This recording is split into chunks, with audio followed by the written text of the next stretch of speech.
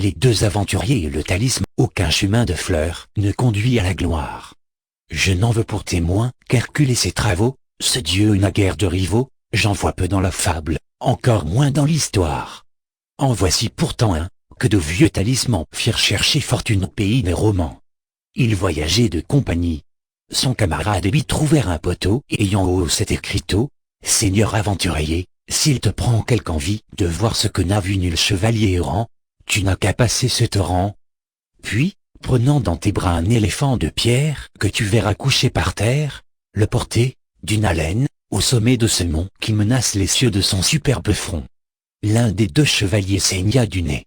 Si l'onde est rapide autant que profonde, dit-il, et supposez qu'on la puisse passer, pourquoi de l'éléphant s'allait embarrasser? Quelle ridicule entreprise! Le sage l'aura fait par tel art, et de guise qu'on le pourra porter peut-être 4 pas, mais jusqu'au haut du mont, d'une haleine, il n'est pas au pouvoir d'un mortel, à moins que la figure ne soit d'un éléphant nain, pygmée, avorton, propre à mettre au bout d'un bâton, auquel cas, ou l'honneur d'une telle aventure? On nous veut attraper dedans cette écriture. Ce sera quelque énigme à tromper un enfant, c'est pourquoi je vous laisse avec votre enfant. Le raisonneur partit, l'aventureux se lance, les yeux clos, à travers cette eau.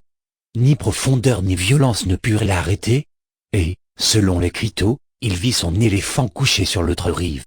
Il le prend, il l'emporte, au haut du mont arrive, rencontre une esplanade, et puis une cité. Un cri par l'éléphant est aussitôt jeté, le peuple aussitôt sort en armes. Tout autre aventurier au bruit de ces alarmes aurait fui, celui-ci, loin de tourner le dos, veut vendre au moins sa vie, et mourir en héros.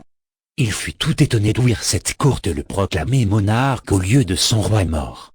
Il ne se fit prier que de la bonne sorte, encore que le fardeau fût, dit-il, un peu fort. Sixte en disait autant quand on le fit Saint-Père, serait-ce bien une misère que d'être pape ou d'être roi? On reconnut bientôt son peu de bonne foi. Fortunes aveugles suit aveugle hardiesse. Le sage quelquefois fait bien d'exécuter avant que de donner le temps à la sagesse d'envisager le fait, et sans la consulter.